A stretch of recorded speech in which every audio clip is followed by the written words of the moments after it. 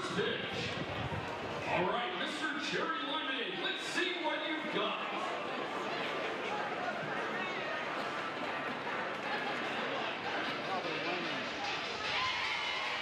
Thank you once again to our game sponsor, Summit, for your generous support of OU softball.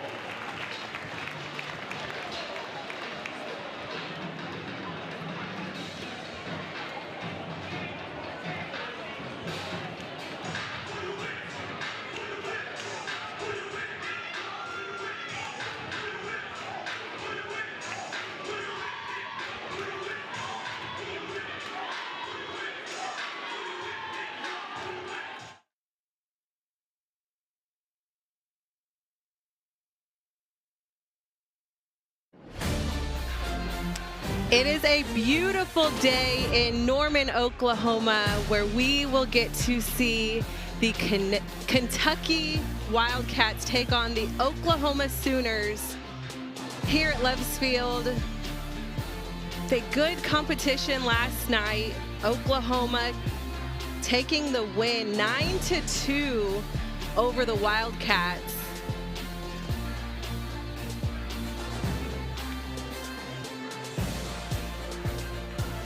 Kentucky getting on top early in the game yesterday. Oklahoma coming back with a 10-2 win, being able to walk off in the 6th inning. Lowry threw a gem, 2 home runs in the 1st inning. 7 runs were scored with just 2 outs. Wildcats put up a fight. Today we will get to see Miley Wichenio in the circle. The 2.9 ERA. She's got some great movement in the circle. We'll see some rise, screwballs. Great velocity in the circle. Wichenio with 50 innings thrown.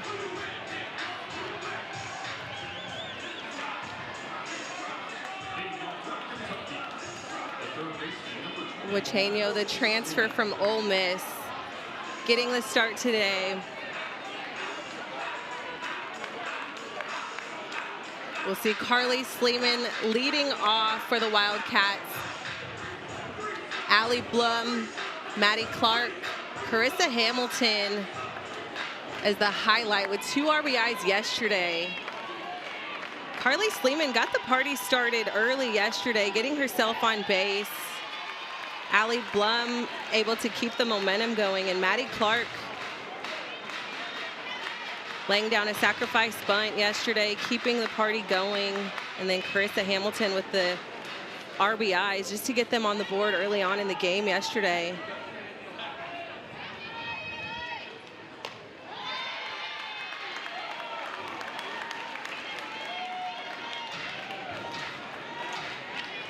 Carly Sleeman with the 0-2 count.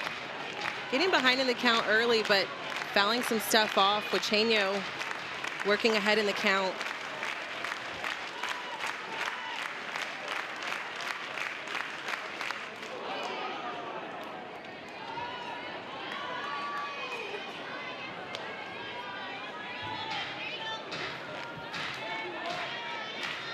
Foul ball there. We saw that kind of hit off the knob of the bat.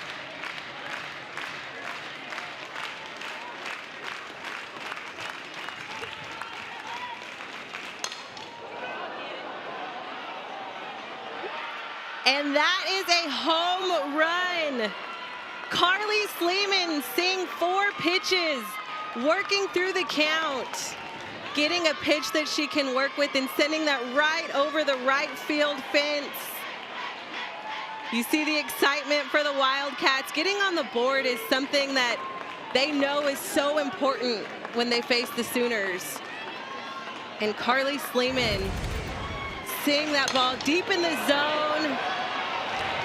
Extremely quick hands and just sending it out the right field wall.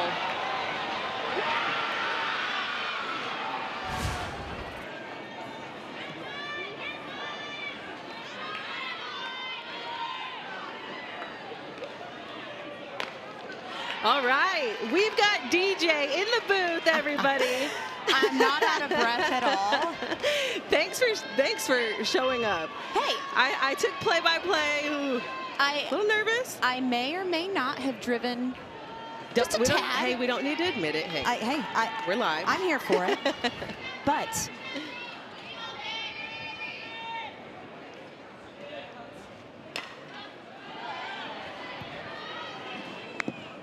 I will say this. Kentucky, they showed up. 2 games in a row, Yeah. setting the tone, scoring first in the top of the first. They showed up.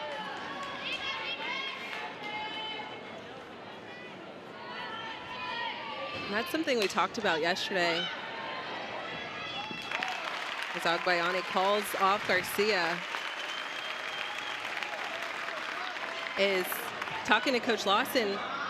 They know they've got to get on the board early, attack often, because they know they've got to put up a lot of runs to stay in the game against the Sooners. Absolutely, and that showed last night. And I think, you know, one of the things that Coach Lawson's teams has done well, I mean, she's 19 years at Kentucky. Every single team that she has ever had, they are coached well.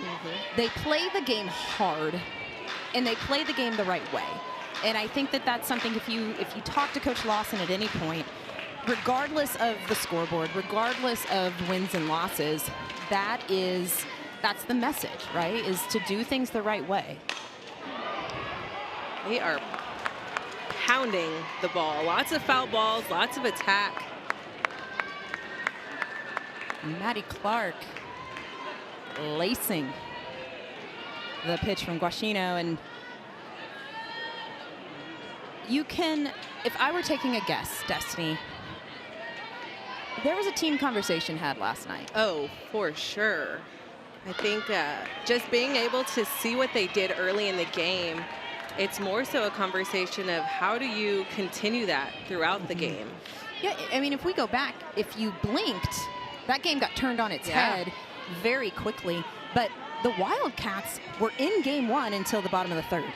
The Sooners racked up a huge cricket number as Maddie Clark continuing to take massive hacks. But I just felt like if you went back and rethinking that game that we got to be on the call for last night, it's not that Kentucky played poorly. No. It was one half inning where the Sooner offense did what they've done to so many teams this season. Yeah, and it's a matter of finishing. As she gets that forwards K, excuse me, 56 miles per hour on that changeup, pulling the string. And really nice. We talked so much about wanting to see from both pitching staffs a competitive off-speed pitch. That's a really nice 2-strike changeup. And what I love about that pitch more is the location. Working straight at the knee. You can throw the changeup down the middle of the plate if you've got downward break like that. Yeah. No, perfect placement, good movement, and pulled off just enough. But I think going back to what we were talking about with Kentucky, they got on the board early. They've got to continue to put pressure on this defense. And on the other side, we saw Oklahoma scoring a lot of runs with 2 outs. Yes. And so they've got to be able to finish on defense as well. 7 of the 10 Sooner runs in game 1 were scored with 2 outs. So Kentucky pitching had them on the ropes. Opportunities to work out of some binds as Carissa Hamilton continues to make Guashino work in the circle. Lots of foul balls coming from this Kentucky offense here to start this ball game. But we saw some good defensive plays from Kentucky. We saw a couple massive, if you go back and you look at Abby Hammond's start, she threw some big-time ground balls to put the Wildcats in position to work out of some jams. Little check swing, they're gonna say she did, to even the count at 2-2.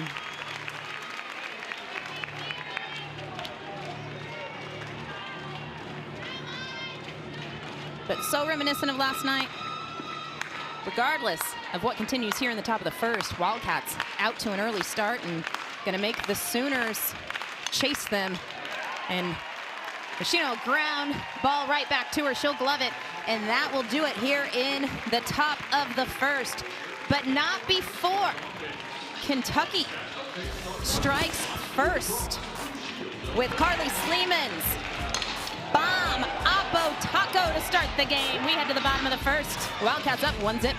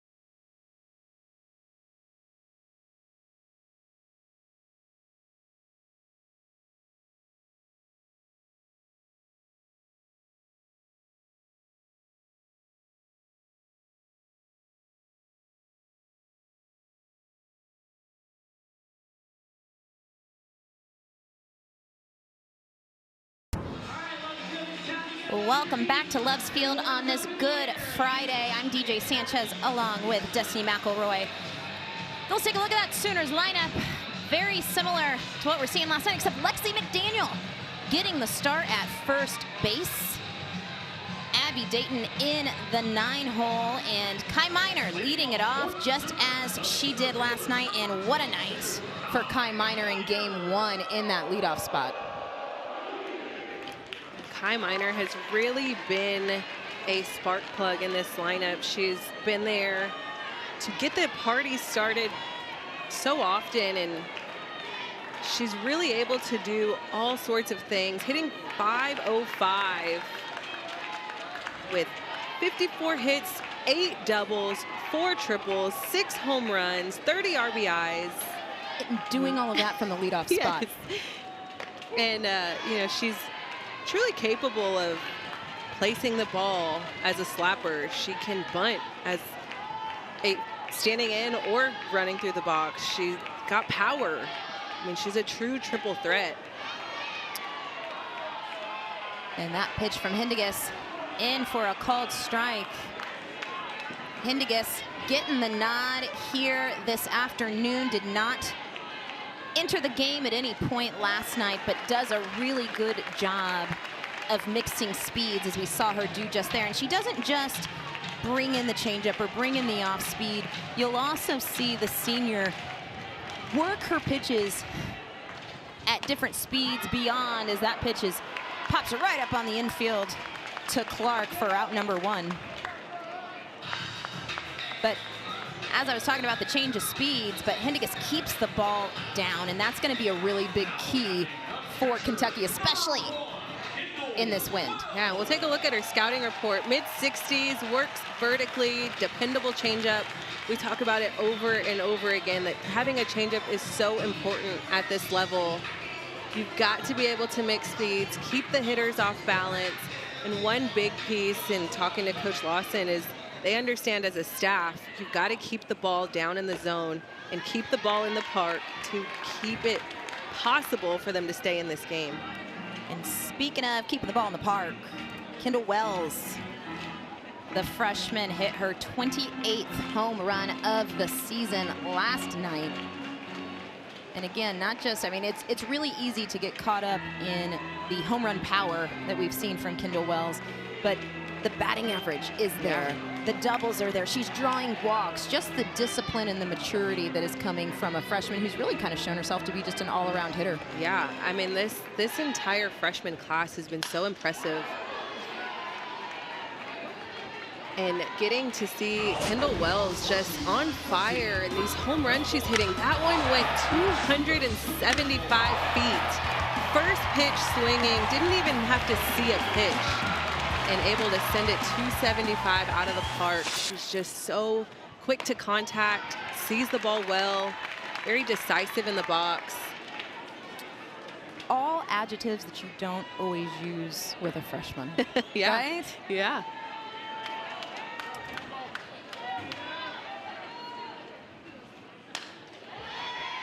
Sarah Hindegis, nice location on the outer half, getting Wells to reach just a bit to foul that pitch off. But and we can't talk about it enough. 28 home runs on the year, which set an SEC single season record. Everything she hits from here on out, she's just going to build on it. And 9 away from the single season NCAA record, 6 from the OU record. I mean, we're talking about a freshman campaign that has been done by so few.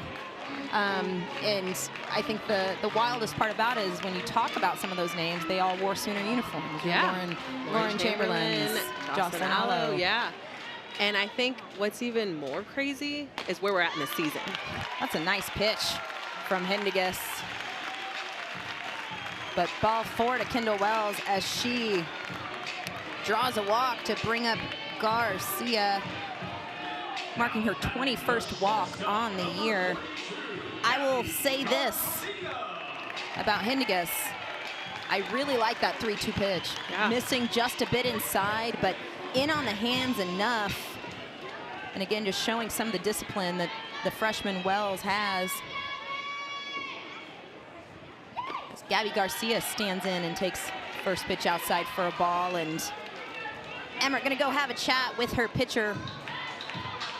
Hindegis so far in this game throwing some really competitive pitches. Yeah, I think she's looking really good in the circle. I love her kind of attention to detail on that last pitch. She was talking to Emmert behind the plate like, hey, where did that miss? What do I need to do different? And I feel like that's maybe what that slight conversation was. Let's get on the same page. What's the umpire calling? What is he liking? What is he not? Wells takes off on the hit and run. Wells slides safely into third, and the execution coming from Gabby Garcia on the hit and run.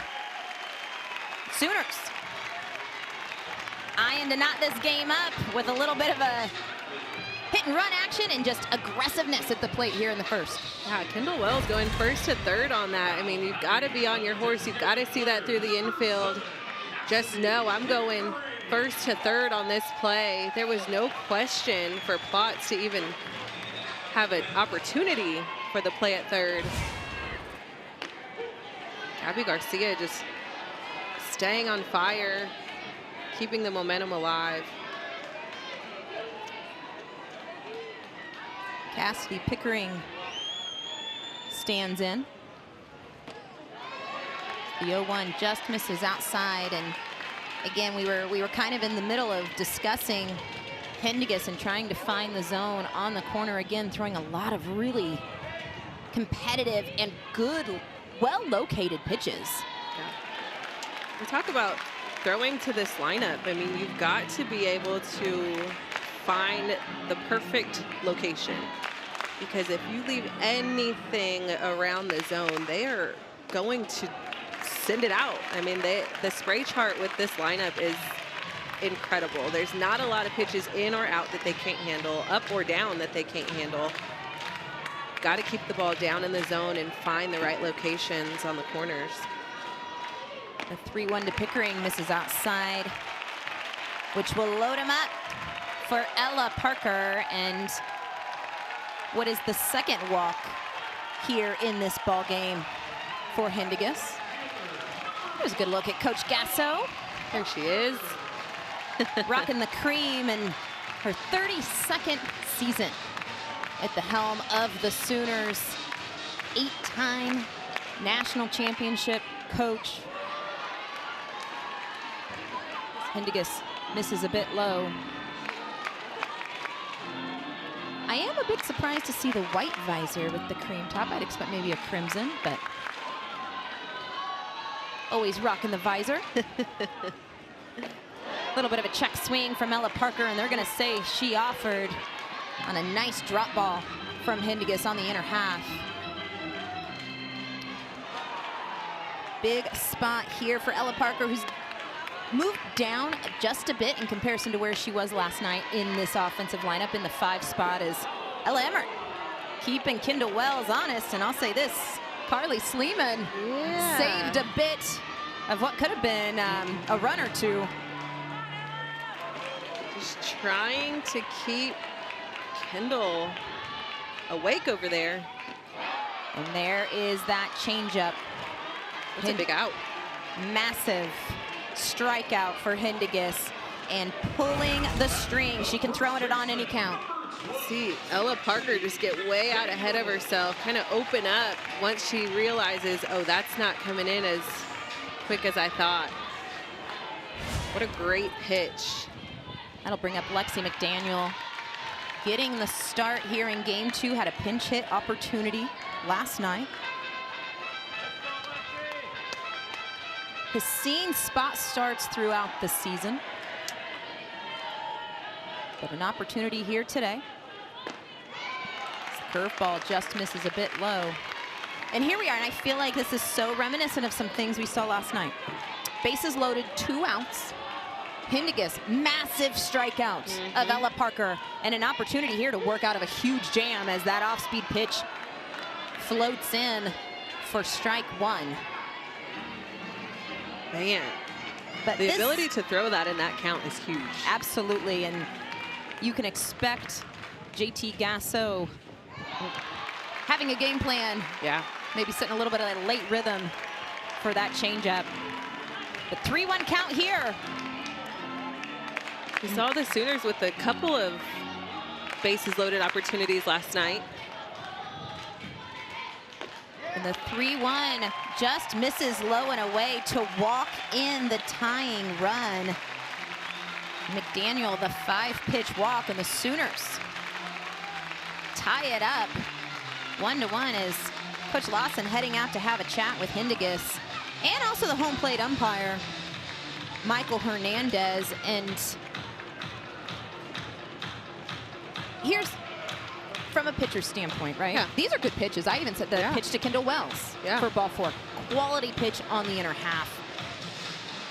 That said, it's been established that's not a strike. Yeah. And again, I think you're walking that tightrope of throwing pitches in the river to really work and getting these Sooner hitters to attack a pitch, maybe a ball off the plate. Yeah. But if they're not chasing that pitch or you're not getting the call, you've got to find a way to find the zone, especially with bases loaded. We saw this a little bit last night with the pitchers having more walks than normal because they're trying to paint the corners so perfectly. They're trying to keep the ball slightly out of the zone, but enough to chase. And that's what I think makes it more difficult as a pitcher is you know what lineup you're facing. How do you continue to pound the zone, but make it to where the ball is not going to be sent out of the yard? I think such a big piece of that too, and that's a great point, Destiny. And I feel like you still, you've got to trust your stuff. Yeah. Hindiguis has tremendous pitches, and that's a really great location with the curveball. And you hear the Sooner fans groaning, but that's a strike every day of the week. And if it's not, there are some conversations that need to be had. Yeah. But we're seeing Hindiguis throw some really good pitches, and still, again, here an opportunity to work out of this, but you've got to have competitive pitches, especially in some of those conversion counts. 2-1, now falling behind 3 balls and a strike. I will say that Michael Hernandez behind the plate has been pretty consistent on his zone. Yes. And payoff pitch here. Runners on the move. Bases loaded. 2 outs, 3-2 counts. Hindiguis needing to be in the strike zone here. She rocks and fires. And we'll do it again. pitched 34 on the inning, and it's a lot. It's a lot for the first inning. That pitch count's going to get up quick going deep into these counts. Yeah. And, you know, we've seen 3 walks here in the inning. But again, Hendiges throwing some good pitches, but still trying to get on the same page with the home plate umpire and find that strike zone as that ball in the dirt. 4th walk issued will bring the 2nd run around, and just like that, Sooners turned a 1-run deficit into a 1-run lead right here in the 1st. Looking at Hendiges' numbers, I mean, she's got 80 strikeouts on the season. She had 38 walks coming into this game. That's a few. That is, but with 87 innings pitched, I mean, she's had 4 this inning.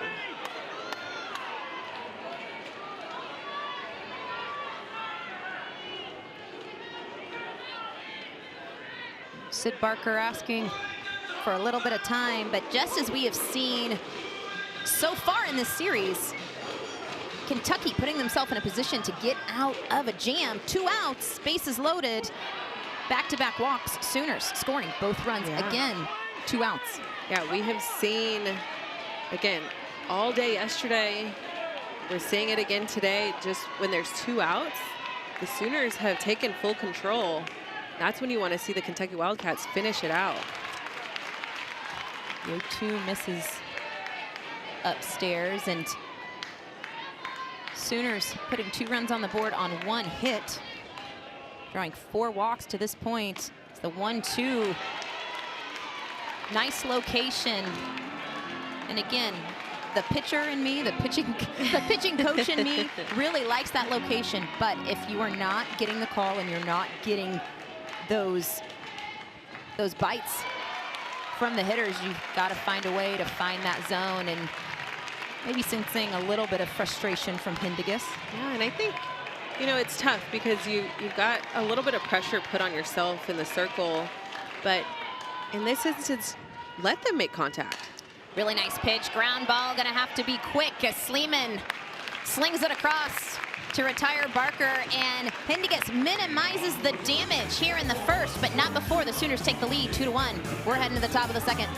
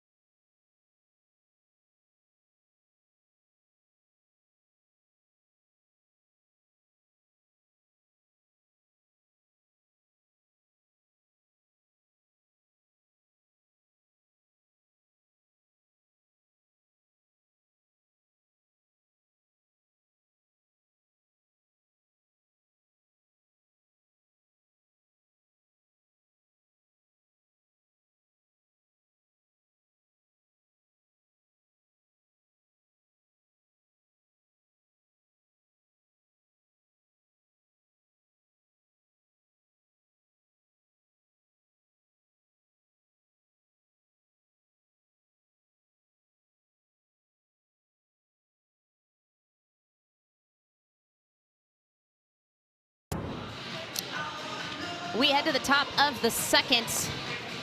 Good look at the Kentucky Wildcats dugout there, but this is a team who has made 15 straight NCAA tournaments, looking to turn some things around in the SEC to make it 16, sitting at 46 in the RPI right now, but they have had to run quite an SEC schedule, Destiny, to start off conference play. I mean, take a look at that. That is one of the toughest schedules I think I've ever seen. Auburn is receiving votes to be in that top ranking Florida, Texas A&M, Georgia, OU, Tennessee, and the environments that they're going to have to play in are tough. And let's not forget, this is a Kentucky team that started the season on a 13-game win streak between February and March. Off to an unbelievably hot start. They've been plagued a little bit by injury in the circle, but this is a good ball club. And it's, you get the feeling that it's a team who believes and knows what they're capable of, but has caught a couple tough breaks when it comes to having injuries to your pitching staff. That's always difficult to deal with, but also walking through a very, very difficult schedule. Hard to do in general, even harder to do when you're not at full capacity in the bullpen. And Hammond is retired for the first out here in the second to bring up Alexa Riddell. Great communication on that. Agbayani taking complete charge of that fly ball. It's kind of hit in the middle of no man's land, but she got under it, made sure her teammates knew she was taking it. Great communication on that.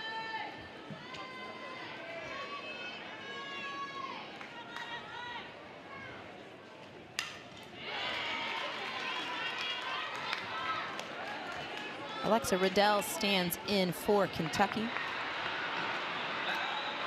And Destiny, you were talking about Ailana Agbayani and just how clean and smooth she does everything. She has been so fun to watch out on defense. She makes everything look so smooth, so clean. Great communication. She's a true leader out there. I love watching her turn double plays. It's extremely smooth.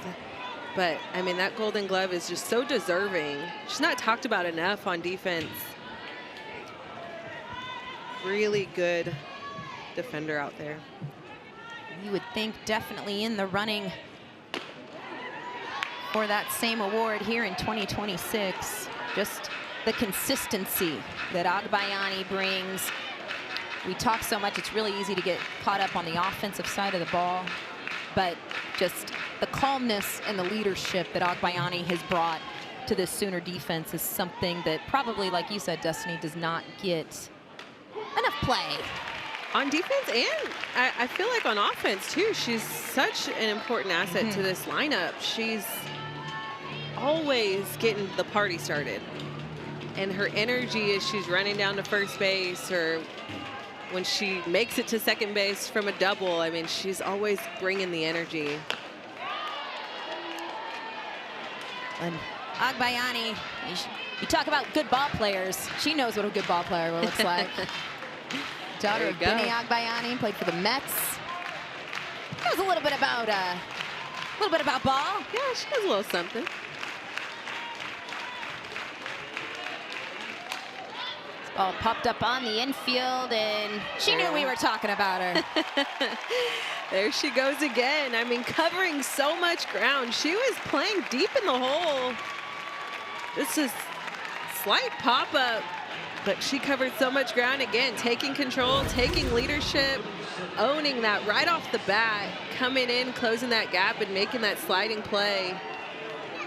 Guashino, 2 pitches in a row, popped up to the right side, but really hammering the inner part of the plate. And Kentucky, as we see it there with the foul ball to Peyton Plotz, that pitch on the inner half, in on the hands, probably isn't a strike. No.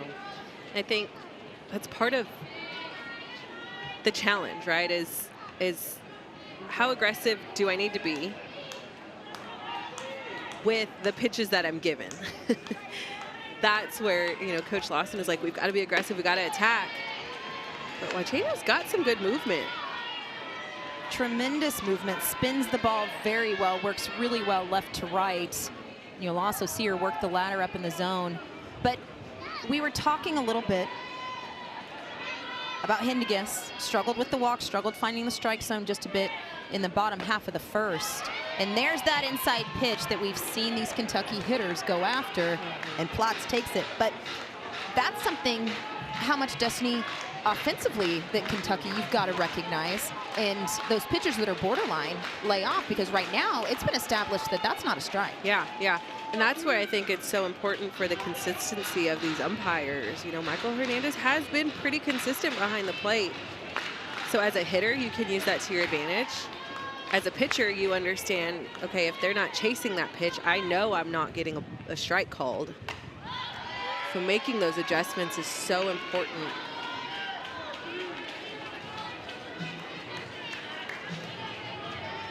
Peyton Plotz looking to break up the 1-2-3 inning here in the second,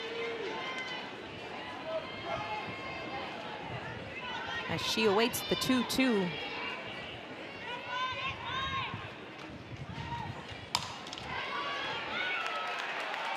And Gabby Garcia will vacuum it up and retire the side as we head to the bottom half of the second. Sooners on top, 2-1.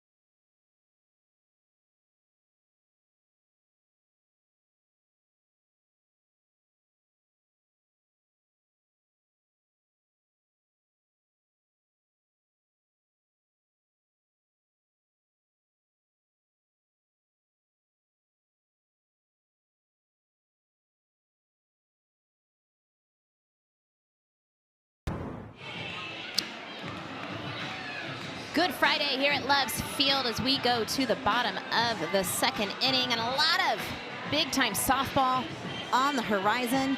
Believe it or not, Conference Championship Week is right around the corner here in a few weeks, followed up by the NCAA Selection Show, and then it's postseason softball time, people. I mean, this has got upon us quickly, and before you know it, it's going to be Women College World Series time down in Oklahoma City. You can catch all of that action on ESPN May 28th through June 5th. Still a lot of exciting matchups until then, but key dates, write them down, add them to your calendars.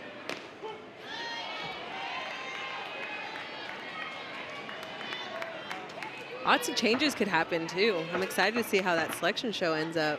There is a lot of conference play, not just in the SEC, but all around the country, that is going to shake a lot of things up between now and that second week of May, as Abby Dayton stands in to face Sarah Hindigus. Talking about the schedule, I mean, OU's got a good matchup coming next weekend. In Kentucky, I mean, they can look at that schedule one of two ways. That if they come out on top of those series, that can put them in a good spot for postseason. Yes, the rest of the way. Now, granted, still not quite even halfway through this series here in Norman. So the 3-1 is in for a called strike, catching the bottom half of the strike zone. Dayton did not agree with that. But Kentucky, let's take a look at this pitch. Curveball down in the zone. That's a tough pitch to take, as this ball is skied high to left center field. Riddell off the glove. And Abby Dayton easily standing up at second base. She was gone as soon as that ball was in the air, but a big mistake defensively for Kentucky. Man, that hurts. You've got to make that play in left field. I think, you know, you've got to get under the ball and secure it. I think she had that one-handed kind of reach, and that's just, you've got to be able to see it all the way in, secure the ball, use two hands.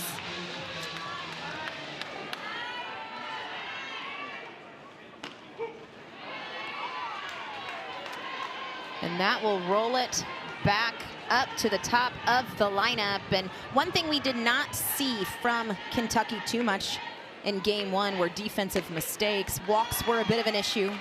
Home runs, again, the things you can't defend. But you know Riddell would like to get that one back. Hindegis gets back to work. That ball is laced to right center field, and what a catch by Emery Donaldson.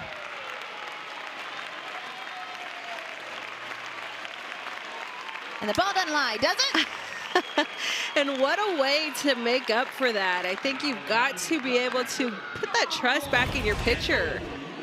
Donaldson just making a tremendous catch at the wall, taking that risk and leaping and reaching and finding it in her glove and putting that hope back into Hindegis.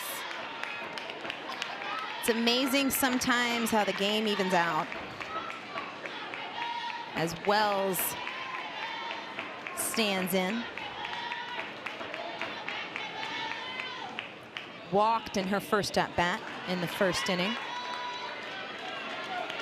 I also want to talk a little bit about Abby Dayton getting herself to second base on that. That is huge. I feel like you see some ball players just kind of cruising it out. They see that easy fly ball hit to left field, kind of cruise on over to first, but her horse. We've got Dayton tagging up on the fly ball, and she will slide in safely at third, but huge out for Sarah Hindegis, and yet another situation for Kentucky. 2 outs, runner in scoring position, but an opportunity here for the Wildcats to work out of this. Yeah, I think this would be huge. You know that had to have been part of the post-game conversation is, hey, when we've got 2 outs, we've got to close it out.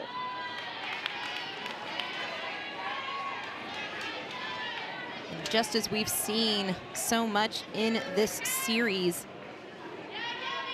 9 of the 12 runs the Sooners have scored have been with 2 outs.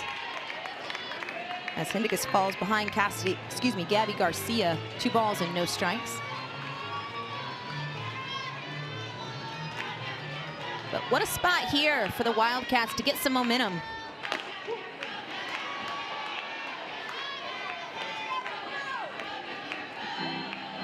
Gabby Garcia with a .429 batting average. 16 home runs, 52 RBIs. Just as we've seen so much in this game, Hindegis just absolutely fooling Gabby Garcia. I think this is going to be a topic that JT has to talk to these hitters about, is we're catching you guys out front pretty often in this game. You've got to be able to make that adjustment. Whether it's sit and change, late rhythm, whatever that looks like, they've got to be able to attack that changeup. They're going to see it often. Big pitch here for Hindegis, looking to leave that runner stranded. Nice location, but again, has been, if you're a Kentucky fan, I think we've probably got a lot of upset Wildcat fans around the country right now. If you're a Sooner fan, you're enjoying the discipline, but just missing that pitch a bit outside as Gabby Garcia stays alive in the 3-2.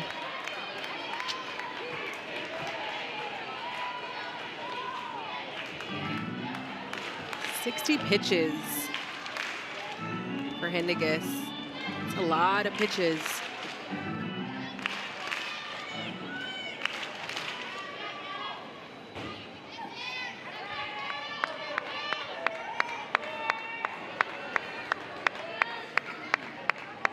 3-2 from Hindiguis. Just misses outside, and her 5th walk here in this ball game will bring up Cassidy Pickering. And that's where you want to see her close it out. The free passes at any moment in the inning is not good, but especially with 2 outs in the rally that the Sooners have proven to have with 2 outs. So we've talked a lot about the consistency, and first pitch to Pickering, called strike.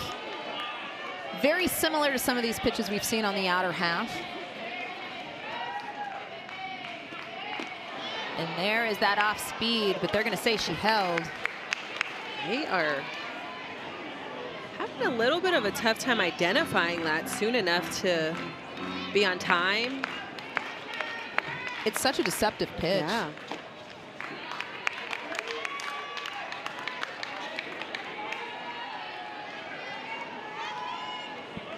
So much of having an effective changeup like Hindiguis that you can throw in any count, as we've seen her do. And what a play by Bloom. It not in time.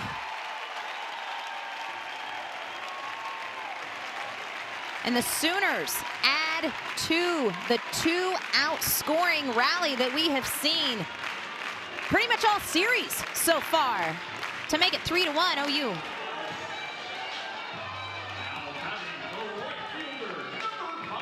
Cassidy Pickering just keeping the game alive, but Allie Blum over at second base covering a lot of ground. Keeping the ball in the infield, that's huge.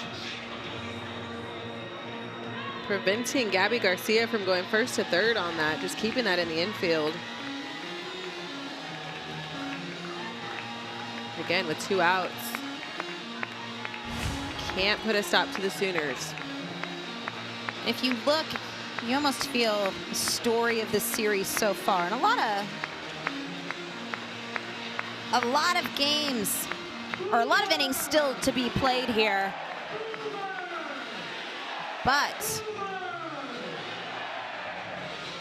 Kentucky has had opportunities to get out of some of these innings, and Blum such a good job at second base, as you said, Destiny, keeping that ball on the infield. Just not quite in time. But tale of 2 things that we've seen so far in this series. And Kentucky just having a really difficult time getting out of some of these innings, even with 2 outs.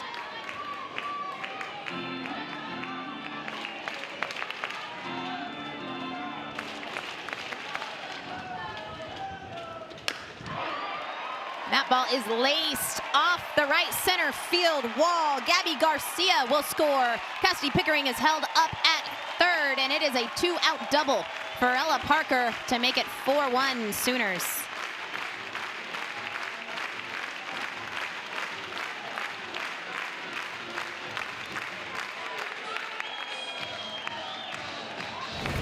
Ella Parker is getting the pitch up in the zone.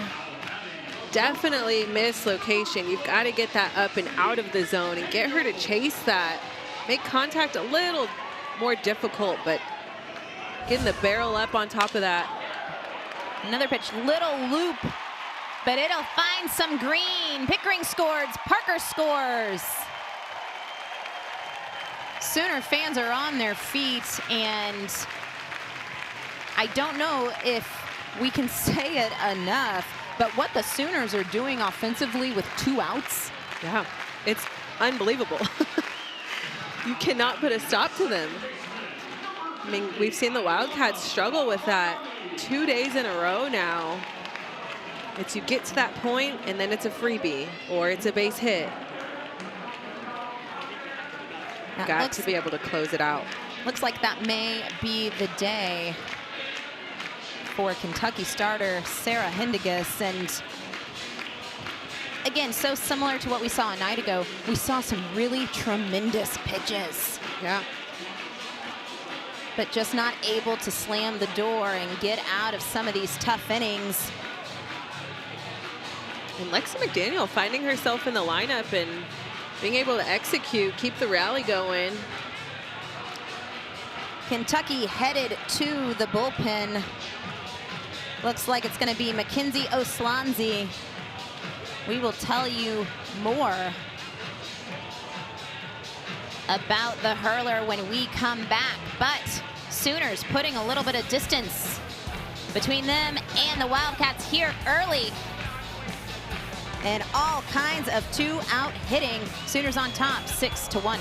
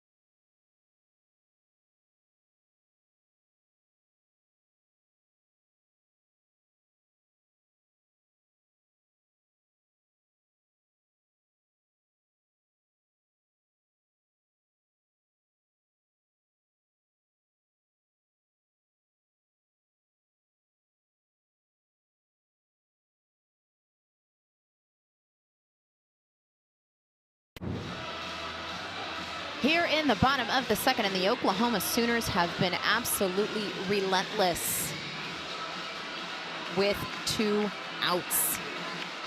7 runs last night were scored with 2 outs. Today we're seeing 6 runs with 2 outs. The Sooners just stay on top. They keep that momentum going. They don't let the outs really matter. Keeping it alive, but I'd like to see Kentucky kind of close the door and make something happen here. Mackenzie Oslanzi, the junior, saw some time out of the bullpen last night, had some success late in this game,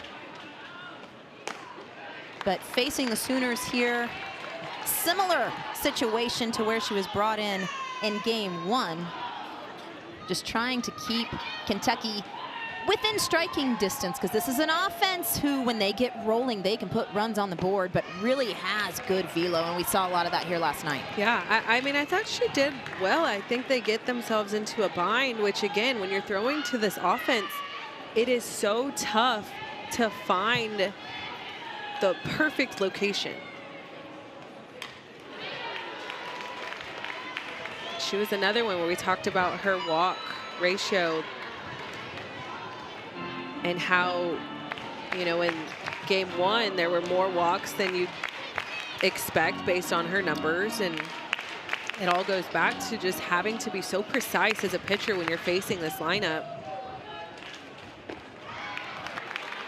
And a lot different look as far as velo, as far as ability to change speeds at any count from what Oslanzi has in comparison to Hindigas, but has that velocity, the ability to mix speeds as Agbayani keeps the 2-out rally alive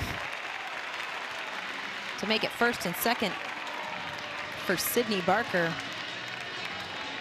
Agbayani just finding her way on. Good battle, 3-2 count. And that's where you want to see Oslanzi be able to close that out. You get yourself to a 3-2 count, how to compete, win that battle.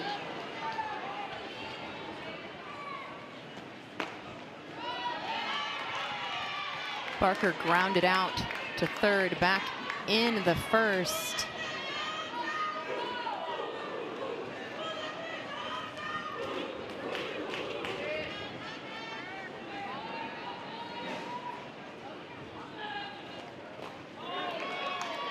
And hit by that pitch, and didn't seem to phase her much. Yeah, that kind of threw me off a little bit. Take a look here. Look at that back foot. Caught that back foot, back stirrup, maybe. It hit something because there's no arguments. There's no review.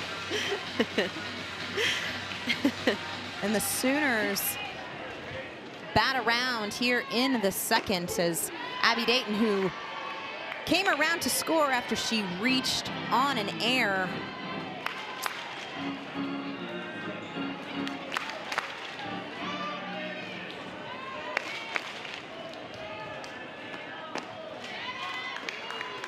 Swansea's trying to stop the bleeding here for Kentucky.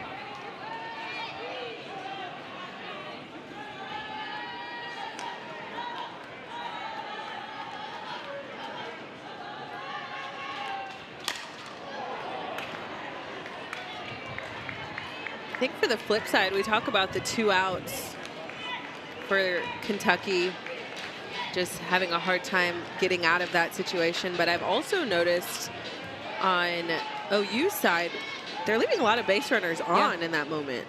They're scoring 1 or 2 here, there, but they're giving up a lot of opportunity. This ball hit well to right, but Peyton Platts takes care of it, and Kentucky flashing some leather in the second, but not before the Sooners put up 4 to make it 6-1. We're heading to the third.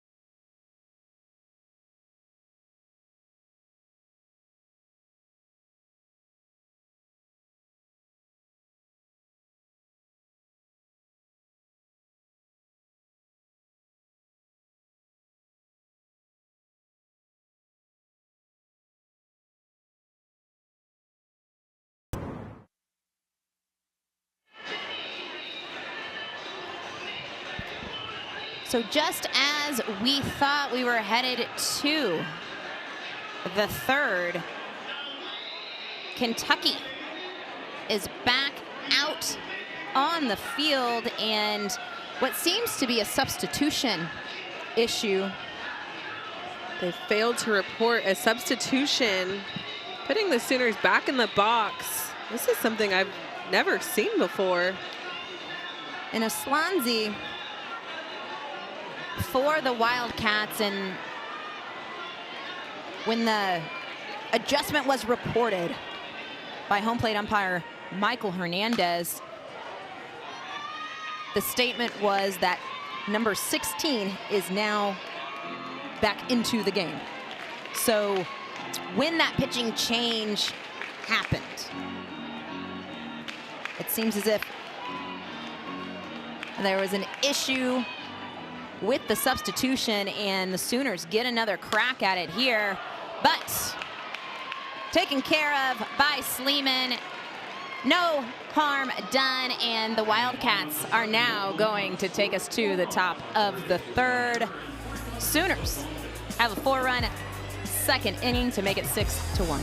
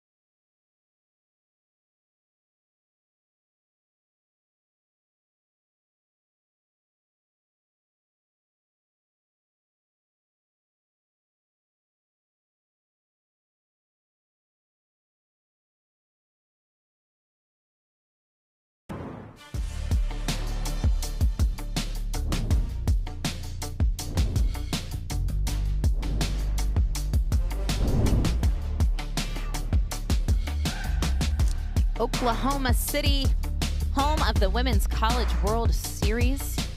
And we've already talked about it. It will be here before you know it. And looking at those last 4 champions in these decisions, Oklahoma had a bit of a run, wouldn't you say? But 4 years straight. Texas, the reigning national champions, and lots of talks for the Longhorns, looking to be on a repeat mission. But a lot of ball to play before we get to Oklahoma City, as Wachenio is back to work.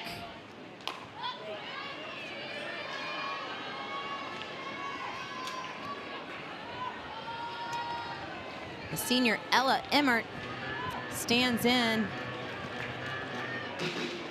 Tough night for Emmert at the plate in game 1.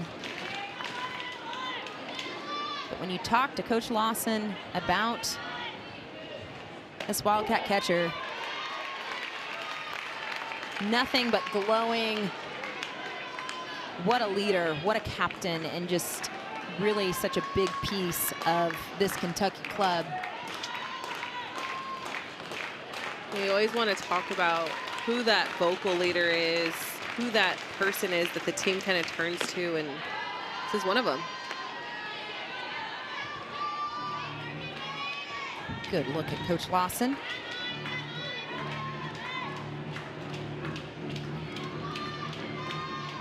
Emmert named team captain, and you can just see it in the way she handles her pitchers.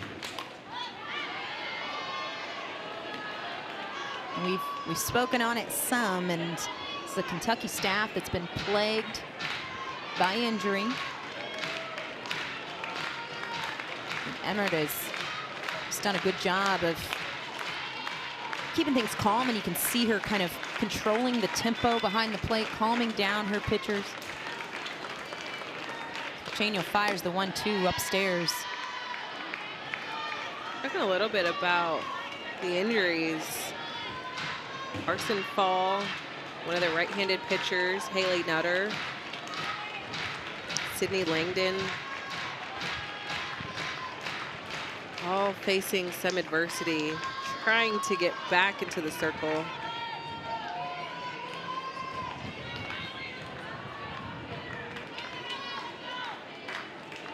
Wachenio fires the 2-2, nice pitch on the inner half, but fouled off of the leg of Emmert.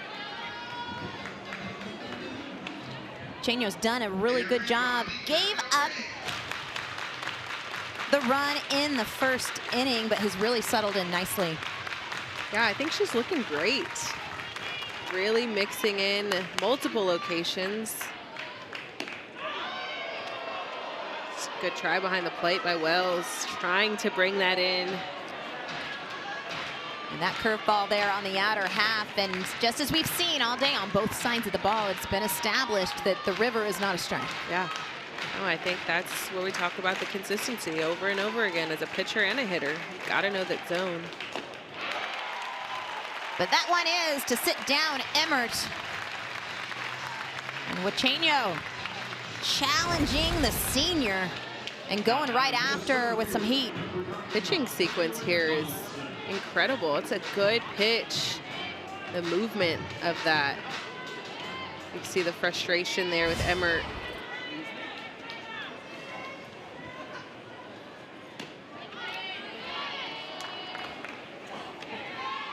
Brings up center fielder Emery Donaldson, and Donaldson made one heck of a catch back in the second inning. And Destiny, you know this, there are a few more difficult things than to track a hard hit line drive that has backspin. Yeah. Yeah. It is tough, but I think, you know, big part of it is understanding where you're at in the lineup, what pitch is being thrown, what that spin could look like.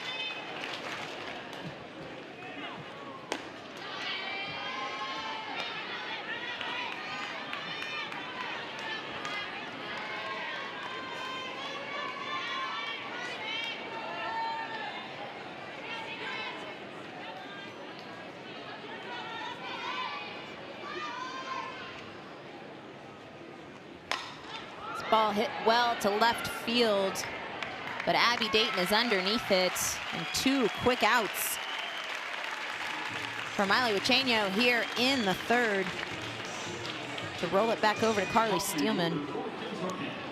Outside of that home run from Carly Sleeman, I mean, Ucheno has been lights out. And Sleeman, first at bat here in the game, setting a tone with the home run, and things shifted quickly. First pitch, loop and line drive, and Abby Dayton is there to retire Carly Sleeman, and Ucheno settling in nicely and retiring the side. We head to the bottom of the 3rd. Sooners up 6-1.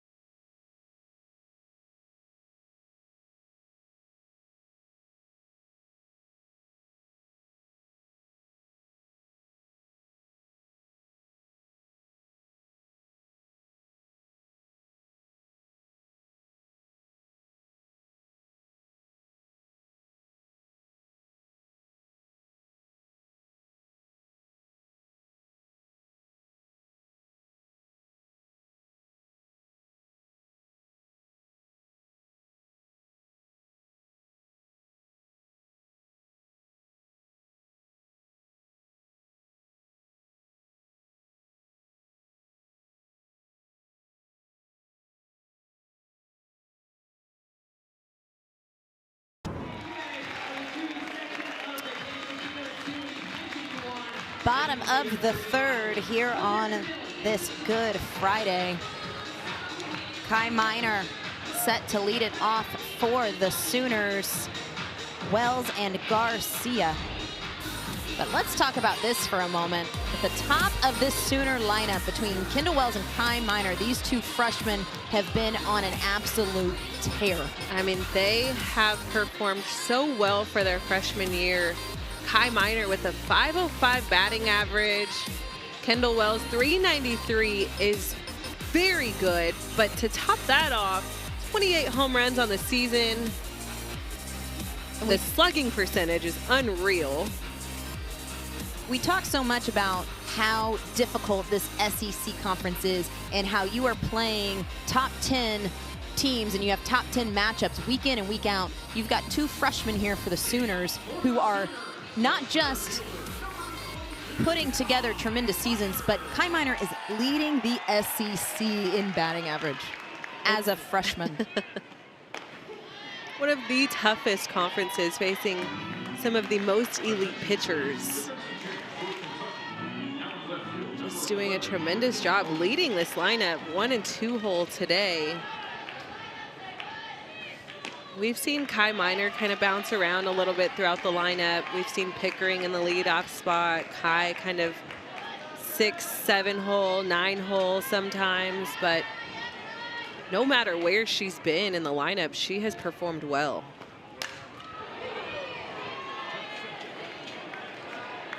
We've talked so much about just what we're seeing out of some of these Sooner freshmen, and freshmen freak out sometimes. Yeah. It doesn't matter where you're playing ball, how much playing time there's such a maturity over these Sooner freshmen that you don't see very often. Yeah, and I think there's so many added layers to their plate now in college as a college athlete when you're looking at NIL deals and Miner is retired.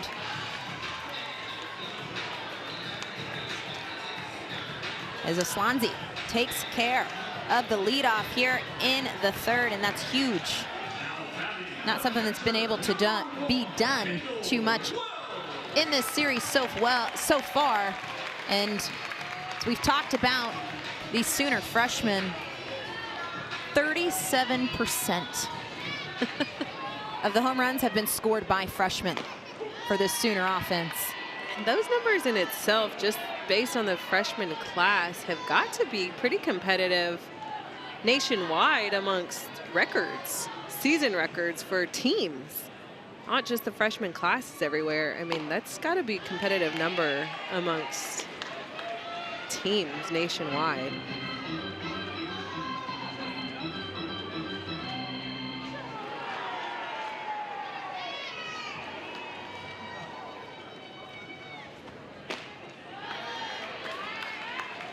Slonzi falls behind 2-1, but bringing that velocity. Look at the way she throws, and has great velo, but moves the ball well, and great job by Emmerich there behind the plate, keeping a little bit of a cross pitch up in front. But when you look at the junior, big upside and so much room to grow. Kendall Wells skies it high and out of play.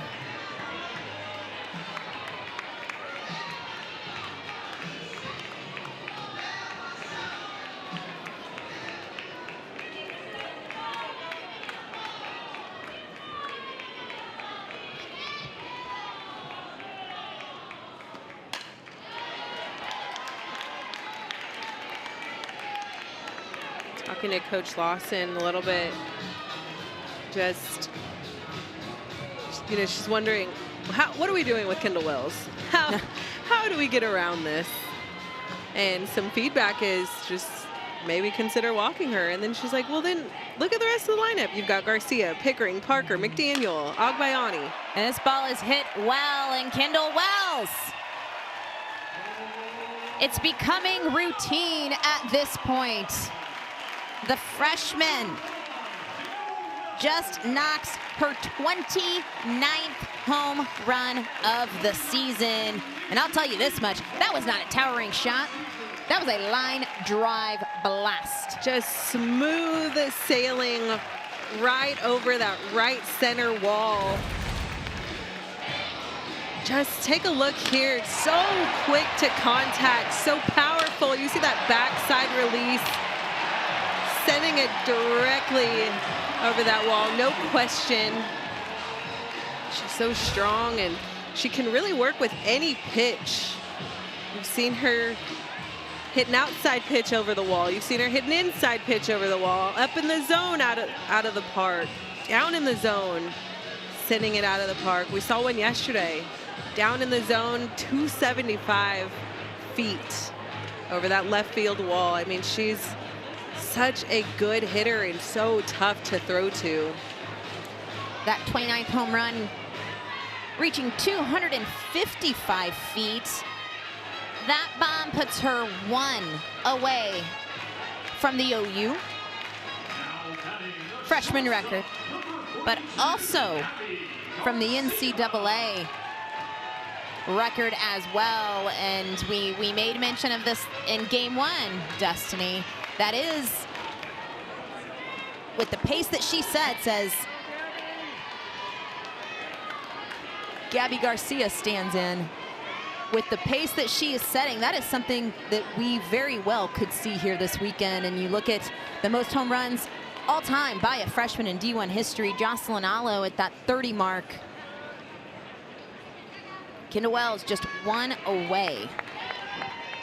And so much left in the season.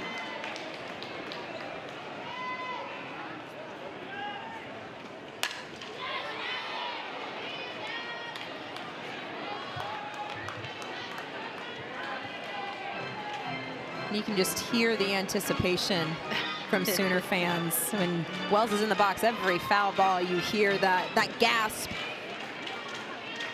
But she does not disappoint, and Slansky goes right after Gabby Garcia. You got to love the response, getting the K right after the home run on a really nice pitch on the inner half.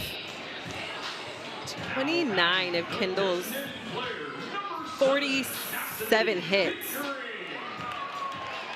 have been home runs. Stupid. Cassidy Crazy. Pickering stands in and hacking first pitch, but Slansky working in the strike zone, going right after these Sooner hitters.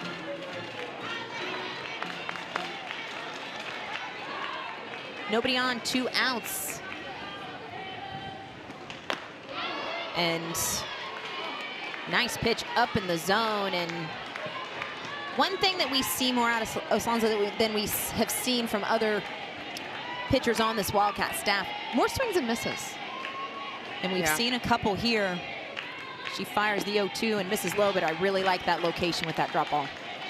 I think that's part of it, is you've got to find those locations that's close enough to get the hitters to chase, not close enough to leave it up and hanging in the zone. And ground ball right to Blum, and she'll take care of it.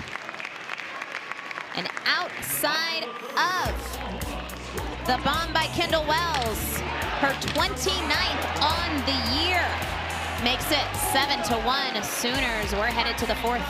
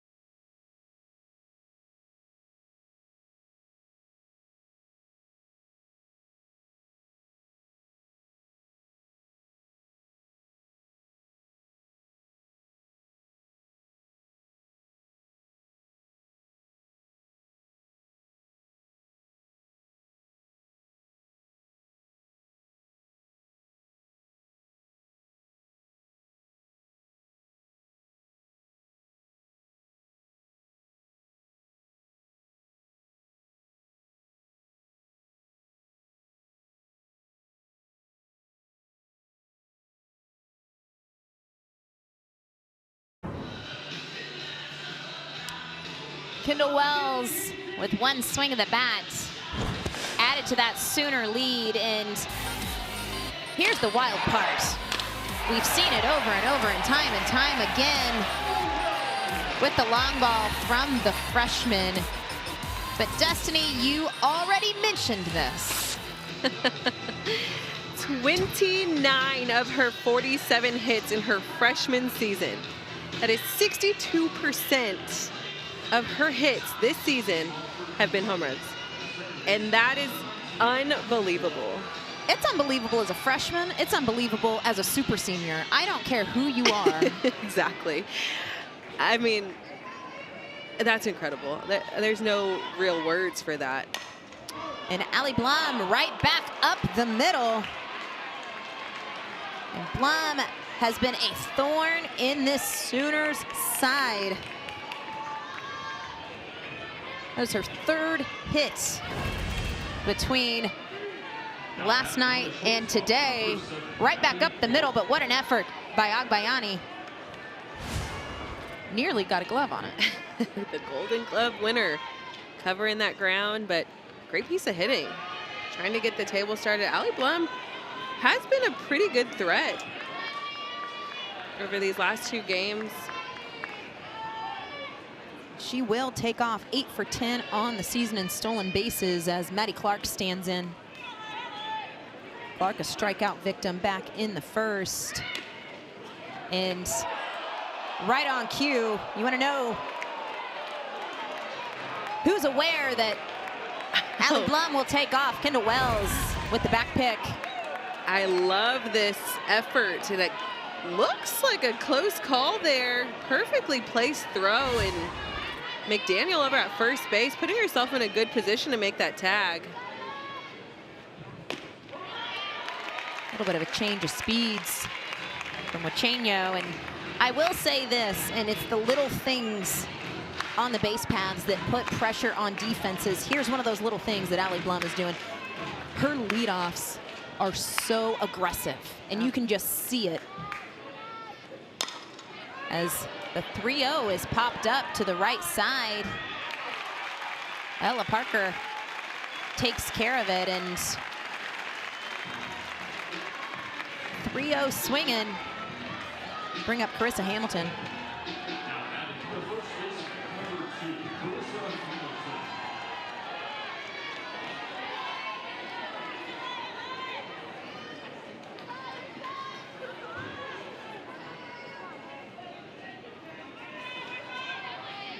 Hamilton 0 for 1 on the day.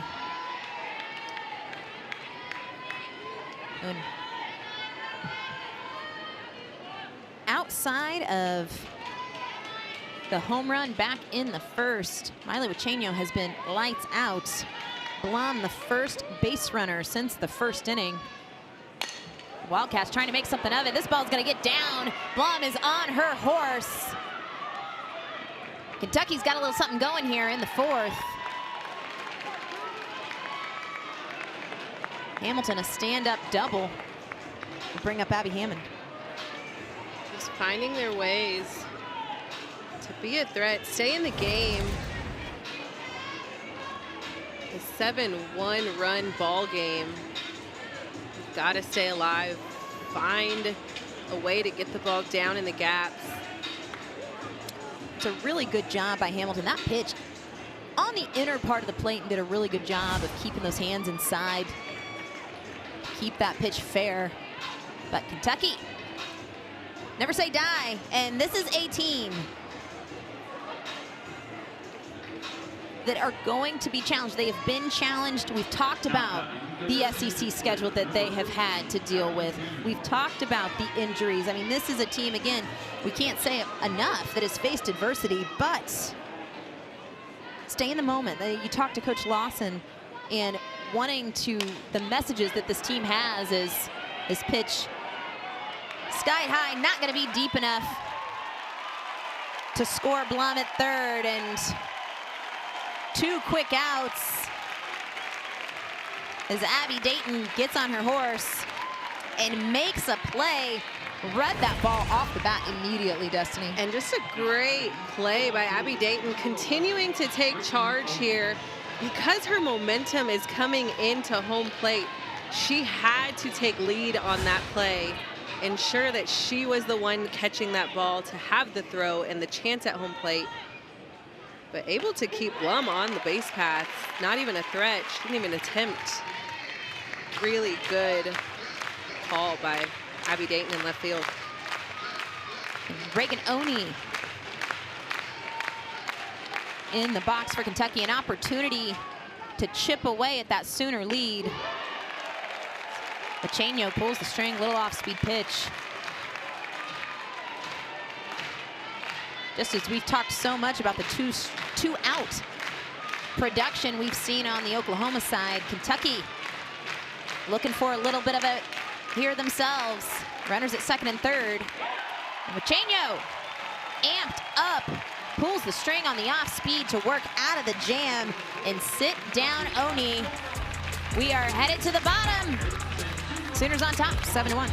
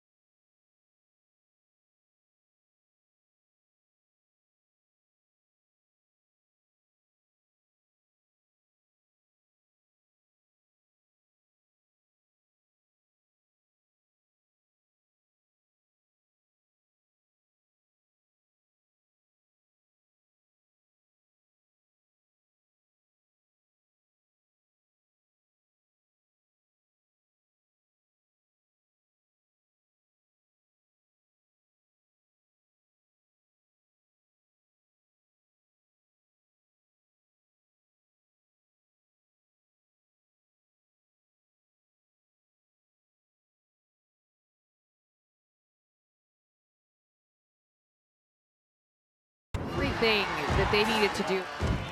Want to mess around with this OU. Stanford firmly in control. Huge weekend for Florida State. It is gone! She slams it into the ground. Big weekend in college softball coming up. Little Red River down in Austin as the Sooners are headed to take on the Longhorns. And if you're a softball fan, you better have your eyes on some games next week and some huge ones. And the Oklahoma Sooners have had a difficult schedule themselves as they are heading to Austin next weekend, following that up by a meeting with number 6 Arkansas, 11 Georgia, and then wrapping up at Texas A&M. And talk so much, we can talk over and over about just the competition in the SEC, and Sooners have had a tough schedule. I would say it's safe to say they haven't gotten to the toughest part of their SEC schedule yet.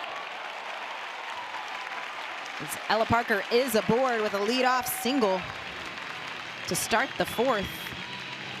And I would agree with you. I think they've got some pretty tough matchups coming up. I mean, the games down in Texas, the series starting next weekend, is going to be a tough one. I think that environment is going to be a tough one to play in. Arkansas coming here, it's going to be a tough one. Got the Gasso matchup there. This ball is hit well to right field, and Lexi McDaniel gonna go ahead and add to that freshman home run total for the Sooners. And what a catch out in the stands. Lexi McDaniel just on fire, and she's somebody who has been given quite a few opportunities that she has executed on. She has taken full advantage of all of the opportunities given to her. She's seeing the ball so well, swinging that bat so hard. See that whip of the barrel. Catching a little ricochet. She cannot believe it. Makes for a great Friday. The 2-run home run will bring up Ailana Agbayani. Agbayani 1 for 1 on the day. Drew a walk back in the 1st. And Aslanzi, we've talked so much about the velocity and her ability to move the ball, but has given up a couple home runs here since she's entered this game back in the 2nd. Heads up, Coach Gasso. Hard foul ball right at her. She's still nimble. She's still got it. Swansea ahead here, no balls and 2 strikes.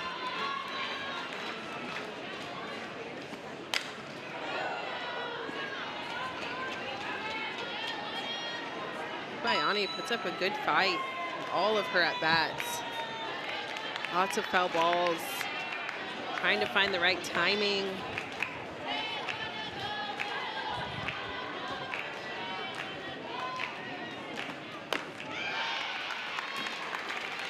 Working with a clean slate here. Nobody out. Nobody on. It's a good opportunity for her to kind of set the tone, get something going, keep something going.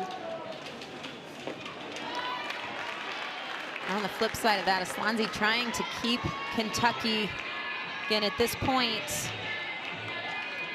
8-run deficit for the Wildcats, and putting the Sooners just 3 outs away from ending this game in the top of the 5th. But Aslanzi needing to keep this game in check as that ball is laced to left field.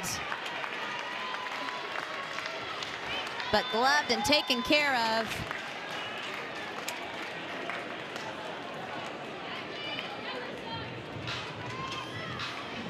We've seen some really good reads off the bat for Kentucky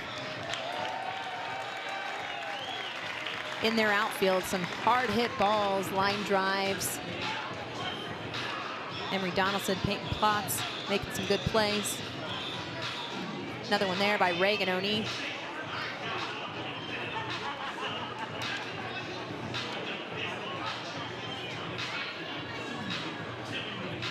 Looks like we're going to see the freshman Alyssa Parker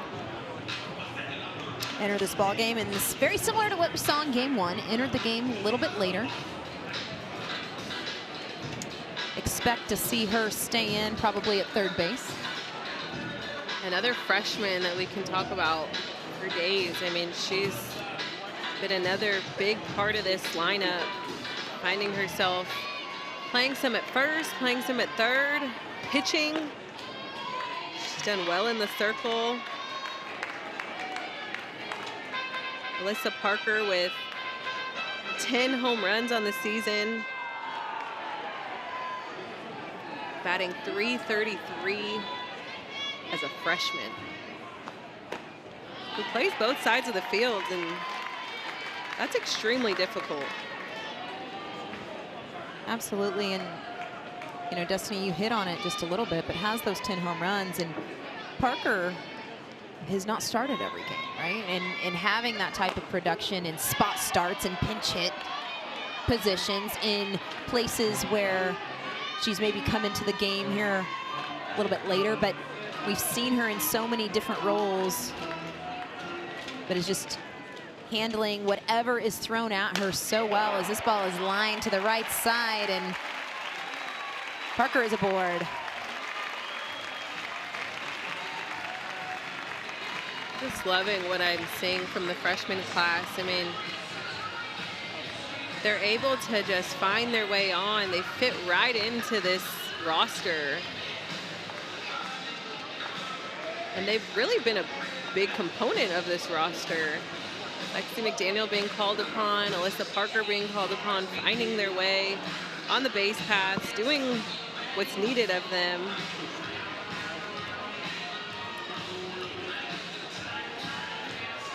Coach Gasso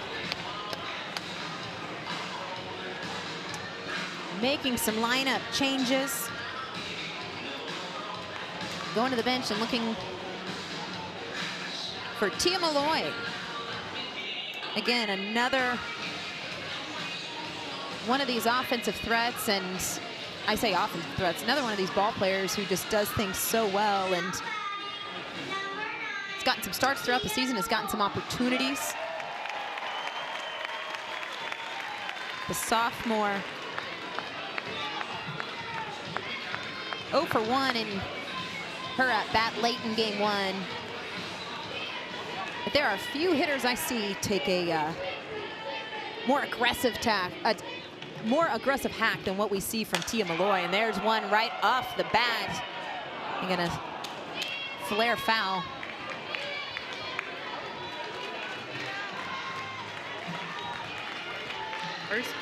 First pitch swinging. Love the aggressiveness.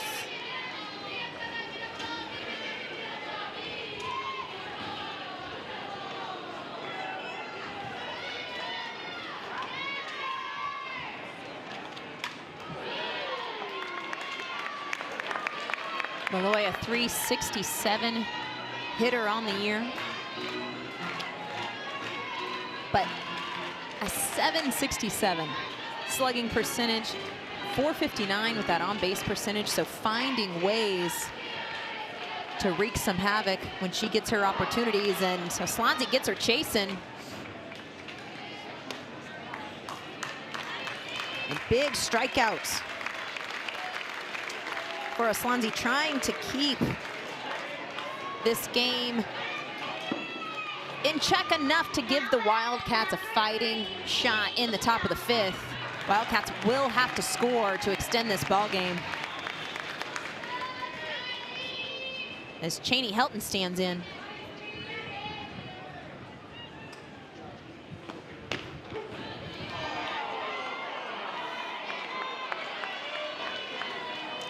And if you're Kentucky, again, not wanting to dig into that bullpen too much, still one more game tomorrow. So really wanting to see Slansky bear down here with 2 outs, and it's exactly what she's doing.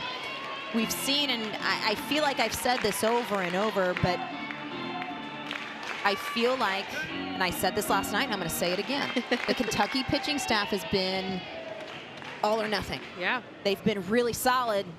They've also had a high number of walks. We've seen 5 here in game 2, saw 5 in game 1 along with a hit by pitch. Also a hit by pitch added here today. So between free passes, the long ball. But then we've seen some really good pitches and some really good locations.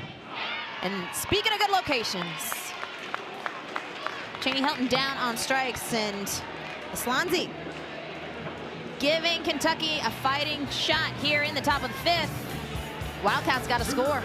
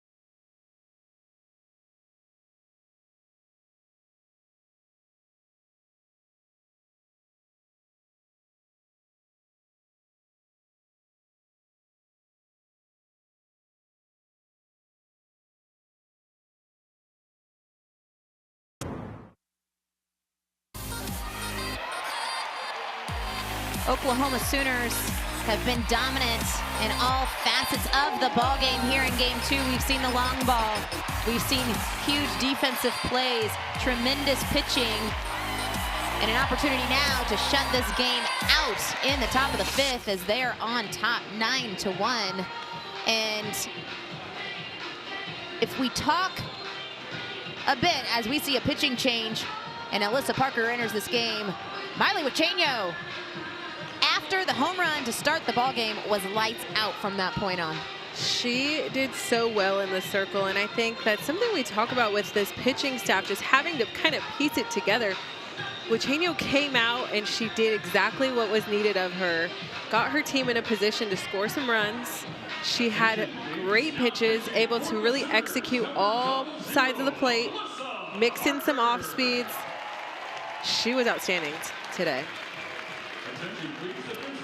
And Alyssa Parker being called upon to finish this game out, and we've talked about it, but has worn so many different hats and a little bit of a different look. She throws hard, to put it lightly, but does a really good job of changing speeds. Gonna mix quadrants, but the freshman has really got some good stuff and has shown it when she's gotten her opportunities in the circle. She has been fun to watch, and I think anytime she's called upon, she has found her way. And first pitch off the bat for Peyton Platts on the 1-0, and Platts is aboard here in the 5th. And again, in a position for Kentucky of needing to score at least a run to continue this ball game. Ella Emmers.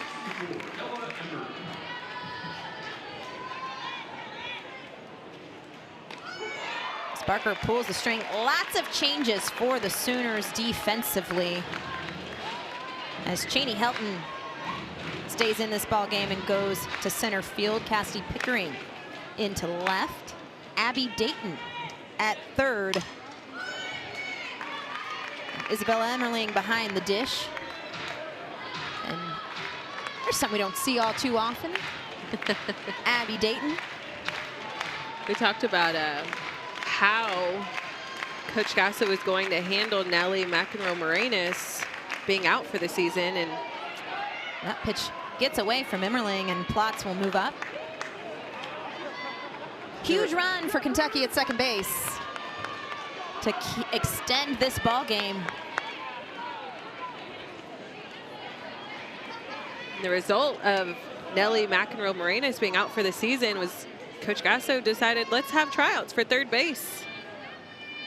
She said Sydney Barker kind of beat that out, but she was very impressed with Abby Dayton and her ability to play some third.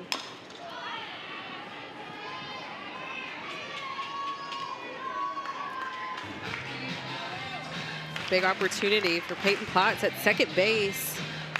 Runners in scoring position. Wildcats wanting to keep this game going. Parker retires Emmert by way of the K for the second time here today. Bring up Emery Donaldson, and nice location here by Parker with the drop ball and getting Emmert to chase outside the strike zone.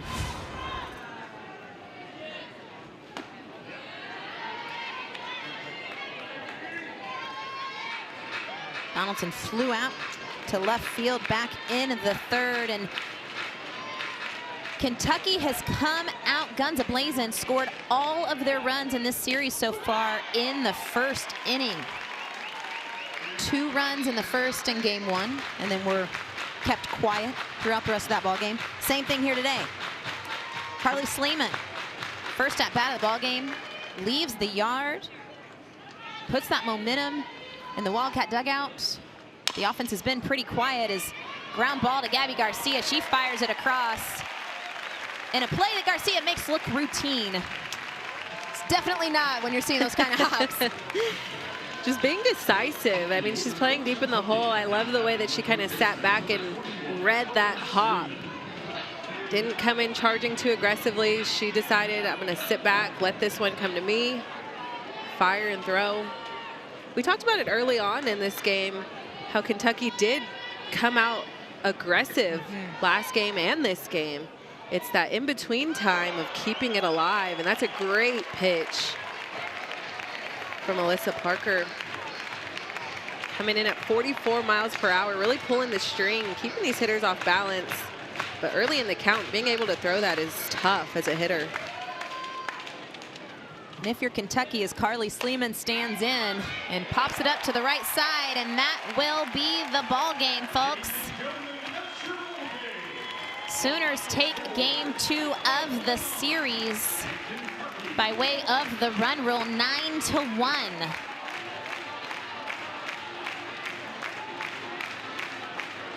Miley Huacheño picks up the win. And that is the 28th run rule victory for the Sooners. Leads all of college softball. Huacheño improves to 11-0, and she was good after she settled in, Destiny. She was great in the circle. I think Coach Rocha is going to be very pleased with what she saw. Coach Gasso thinking the same thing. I love how they work together throughout this game. They both shined in the circle today. But what I love most is that stat line across the board. We're seeing 9 runs on 9 hits and 0 errors. That means they played very clean defense. Pitchers did their job, and offense showed up. Very impressed with today's game. Sooners improved to 10-1 in SEC play, while Kentucky drops to 1-13. And it's been a tough go of it.